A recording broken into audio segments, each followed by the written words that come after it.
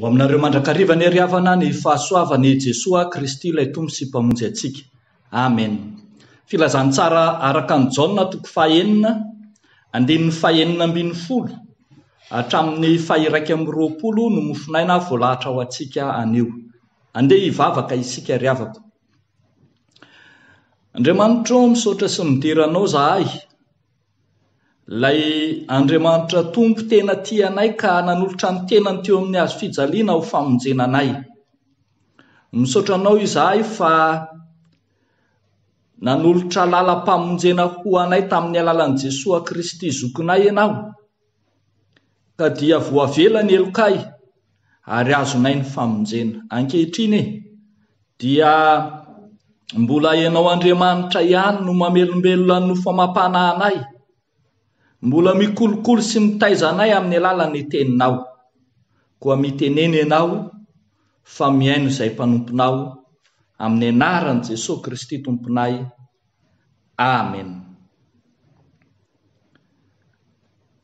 Jaona 9:9, 2:10 hatramin'ny 2:20. Filazantsara araka ny Jaona 9:9, vakitsika manomboka ny 2:10 hatramin'ny 2:20. Vakina amin'ny anaran'i Jesosy Kristy manao hoe: ary rehefa hariva ny andro dia nidina ho any amin'ny ranomasina ny mpianany, ary niondrana atsambokely izy. Dia nita ny ranomasina nakany Kapernaomy, ary efa maizina ny andro tamin'izay, nefa Jesosy tsy mbola tonga tany aminy. Ary ny ranomasina nanonja, fa mafy ny fifofofon'ny rivotra, ary efa nivohy tokony ho 520 na 30 stadio izy, dia nahita any Jesosy nitsangatsangana eny ambonin'ny ranomasina ka nanakaiky ny sambokely. Dia natahotra izy, fa ho Jesosy taminy izao ihany aza matahotra. Dia ta andray azy ho eo an-tsambokely izy, ary niaraka tamin'izay ny sambokely dia tonga tamin'ny tany izay nalehany. Ray Masino, manamasinana amin'ny fahamarinana, ny teninao no fahamarinana. Amen. Riavako malala, rehefa nandeha irery an-tsambokely tsy niaraka tamin'i Jesosy ny mpianatra, dia tojo olana maro samihafa.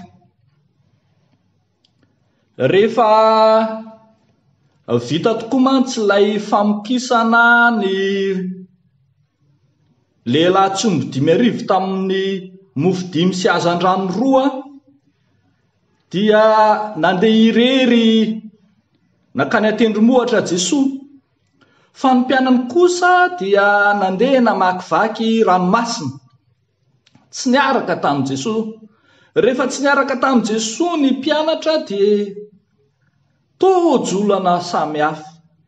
Zary lasa nitambatambatra tamin'ny mpianatra avokoa ny olana teo ampamakivakiana ny ranomasina. Andaniny ny andro efa hariva, efa niamaizina mihitsy azy araka ny voalaza eto, ny ho vakivakiana ranomasina, ary dia indro nanonja ny ranomasina ary mafy ny fifofofon'ny rivotra. Jesosy rahateo tsy tao. Taona nampitrotraka ny sedra na ny fizahan-toetra nahazo reto mpianatra ny tsy nahateo any Jesosy Kristy. Arak'izany riavako malala, dia tarihany izao tenin'Andriamanitra izao isika, fa ambara fa ny tambatambatra na nanao toy vakana namelony mpianatra ny olana teny Atsambokely. Kanefa ity mofinaina ity dia mampianatra antsika reto zavatra roaloha ireto. Voalohany, rehefa tojo olana ianao, banjino Jesoa Kristy. Rehefa tojo olana ianao dia banjino Jesoa Kristy. Rehavako malala, ny mpianatra rery tokoa no nandeha niampita tamin'ny Sambokely, nanao zay hoeriny, nanao zay hoafany, efa nahatonga 5 na 9 kilometatra tamin'ny fandehanana irery, kanefa nisedra olana ihany. Ao anatin'ny faratapon'ny olana no indro ambara fa nahita an Jesoa noho izy. Nahita an Jesoa izy araka ny ambara eo amin'ny 9:7. Ao anatin'ny olana jereo Jesoa Kristy, ary Jesoa izay hitan'izy ireo dia Jesoa ilay nitsangatsangana eny ambonin'ny ranomasina. Ny teolojia jiosy dia mihevitra fa ny ranomasina ry havana dia sary anambarana ny fahamaizinana, ny faharatsiana, na afaka hitenana koa hoe sary entina ilazana any Satana sy ny asany. Ka raha misamboaravoara ny ranomasina, raha manonja ny ranomasina, dia ambara fa manao zay ho afany Satana. Kanefa indro Jesoa eto hita ny mpianatra mitsangatsangana ambony ranomasina, te hilaza fa hita ny mpianatra Jesoa manitsaka ny asan'ny Satana, manitsaka ny faharatsiany. Jesoa eo ambony fa tsy any ambany ny asan'ny maizina. Rehavako malala, ao anatin'ny olana banjino Jesoa, jereo ao anatin'ny olana Jesoa, ary tsy jerena fotsiny fa eno ihany koa izy, satria hitantsika rehefa natahotra ny mpianatra nahita an Jesoa dia indro Jesoa amin'izay no miteny eo amin'ny 9:20 manao hoe izao ihany aza matahotra. Rehavako malala ao amin'ny Tompo, tena ao anatin'ny olanao mihitsy, ao anatin'ny fizahan-toetra na ny sedra, ny onja izay mahamely anao mihitsy no tokony hijerenao an Jesoa sy hiainonao an Jesoa, ilay miteny manala ny tahotra, ilay miteny mampahery anao. Asa raha tadidintsika ane rehavako malala i Bartomeo Jamba. Bartomeo Jamba dia izy ilay mbola tao anatin'ny fahajambany mihitsy no niantso vonjo manao hoe mamindrafo amiko ry Jesoa zanak' Davida. Ilay Bartomeo tao anatin'ny fahajambany no nandre, no mahita fa mandalo eo aminy Jesoa. Rehavako malala, aza miandro afaka olana vao hitodika amin' Jesoa. Aza miandry ny sambokelinao ho tony na ho tojo eny ampita vao hahatsiaro an Jesoa. Aza miandry ny onja na ny fifofofony rivotra ho afaka vao hitodika any an Jesoa. Dia ny mbola ao anatin'ny onja, dia ny mbola ao anatin'ny fisamboaravoarany sambokely sy ny ranomasina, dia ny mbola ao anatin'ny olana sy ny fizahan-toetra, dia banjino Jesoa. Ny tena mino ry havana dia afaka mijery an Jesoa ao anatin'ny fahasahiranana. Ny tena mino dia ilay olona afaka mijery an Jesoa ao anatin'ny olana. Matetika fitentsika mandrakariva manao hoe rehefa todo zava-manahirana dia miteny raha tafavoaka amin'ity dia hanompo an'Andriamanitra amin'izay. Raha sitrany eto dia hanompo an'Andriamanitra amin'izay. Rehavako malala, aza miandry sitrany ianao vao hanompo an'Andriamanitra, dia ny ankehitriny dia mitodianao aloha amin'Andriamanitra. Henoy, inona ny ambaran'ny teniny? Ilay teniny izay miteny aminao isan'andro manao hoe aza matahotra, lay teniny izay manambara aminao isan'andro manao hoe mahereza, eny mahereza. Rehavako malala, banjino Jesosy ao anatin'ny olanao, jereo izy, heno ny teniny fa mampahery anao hiatrehanao ny olanao. Fa ny zavatra faharoa izay hitantsika eto rehavako malala dia ny hoe rehefa tojolana ianao ampidira ao an-tsambokelinao Jesosy.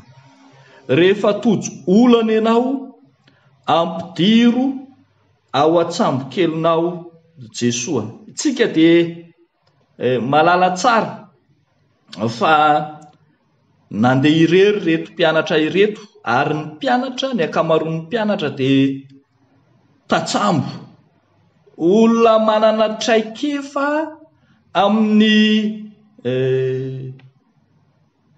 fandehanana ny ranomasina tahaka itony sy ny fahamoizana ny sambokely. Kanefa hitantsika eo amin'ny 9:20 fa ny fidiran'i Jesosy tao anatin'ny sambokely no nahatonga azy ireo ho tonga niaraka tamin'izay tany amin'izay nalehany. Dia tandray azo eo an-tsambokely izy, ary niaraka tamin'izay ny sambokely dia tonga tamin'ny tany izay nalehany. Rehavako malala ao amin'ny tompo, ny mpianatra no manana traikefa amin'ny sambokely, fa i Jesosy no mahavaolana. Ny mpianatra no manana traikefa amin'ny famoizana ny sambokely sy ny fiatrehana ny ranomasina, fa i Jesosy no nahavaolana. Indro tonga tany amin'ny tany izay nalehany izy ireo. Rehavako malala ao amin'ny tompo, na miaraka amintsika na tsy miaraka amintsika Jesosy rehefa mandeha, dia ho fantatsika fa i Jesosy ihany no vahaolana.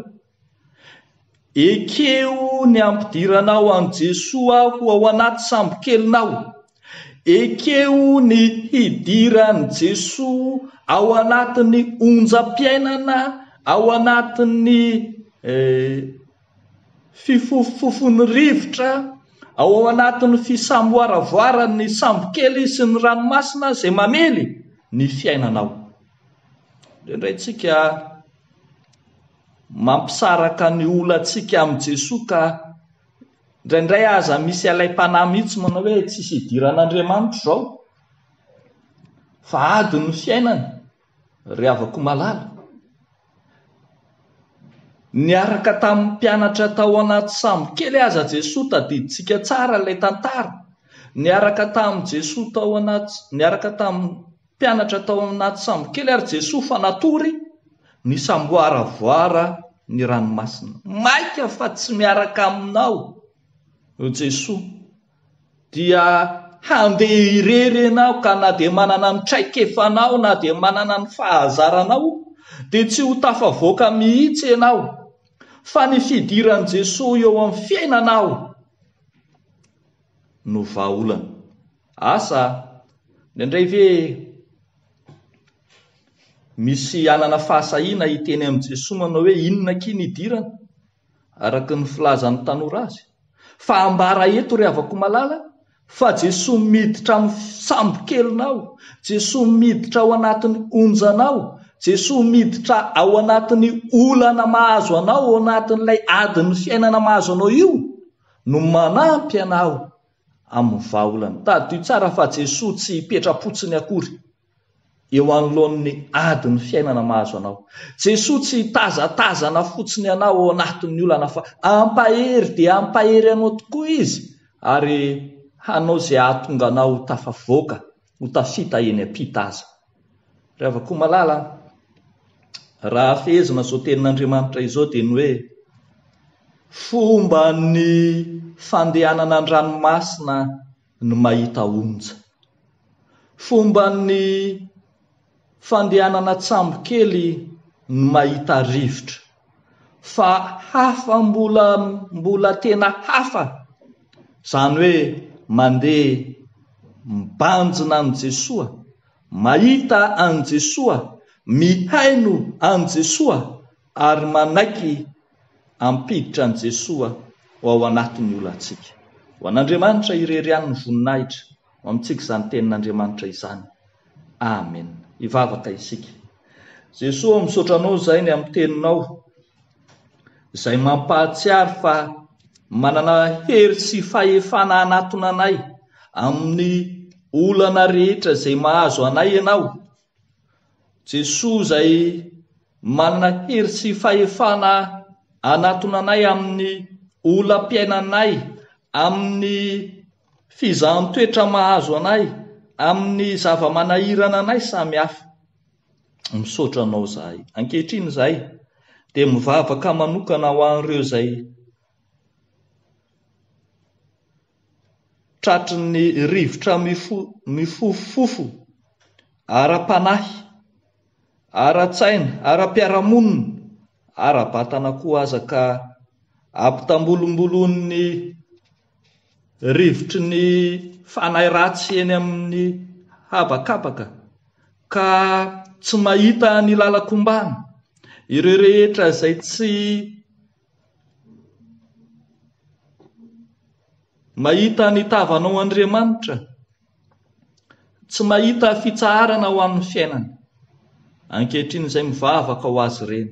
Jesoa manatona re hitsangatsangana eo ambonin'ny olany, hamasy hiditra eo amin'ny fiainany, ananany fahafahana. Fa raha ny zanaka no manafaka dia ho afaka tokoa izy ireo. Dia matoky manana anao izahay, ry Andriamanitra Ray Masina sy tsara indrindro, ataonay sy angatahanay amin'ny anaran'i Jesoa izany vavaka izany. Amen.